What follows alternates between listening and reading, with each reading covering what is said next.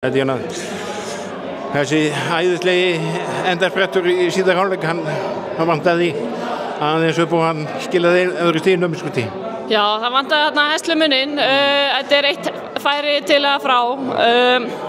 Við komum bara inn í seinni hálfleik með þvílíka orku og algjöran fantaskap og ætluðum að lemja þar eins og þær voru að lemja okkur í fyrri hálfleik og fyrri hálfleik erum við bara eins og soft og þess vegna lendum við full mikið undir.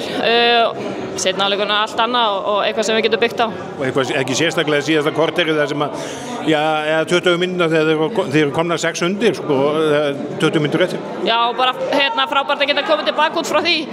Það eru með hörkulið en við hefðum alveg getað klárað þetta, við hefðum ekki kannski mistið dæmið svona aðeins full langt fram úr okkur, en já, það er náttúrulega bara að refsa ef við erum á soft, en við leiðum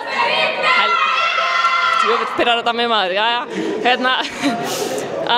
hvað var ég að segja, leiðum við komum með fantaskapan á móti og þannig verðum við að spila og þannig vinnum við svona lið. Náðum við að setja undir pressu? Já, og gaman þegar við náum að minnka smunum, þá kemur höllin algjörlega með okkur, allir þjóðverðarnir og þá fáum við stúkuna með okkur, sem náttúrulega bara frábært með þetta marga í höllinni, þetta ótrúlega gaman. Og maður hefði eiginlega bara viljað fá það fyrr þó að vera 6 undir, Það hefði hjálpað þetta í enda meira.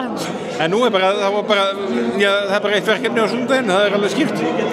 Já, klárlega, við ætlum að koma okkur í milliriðla og við höfum bullandi séns í það. Við sáum það bæði í dag og í fyrradag hvernig bæði þjóðverðarnir og serbarnir spila á móti þeim og við höfum bara að gera slítið saman.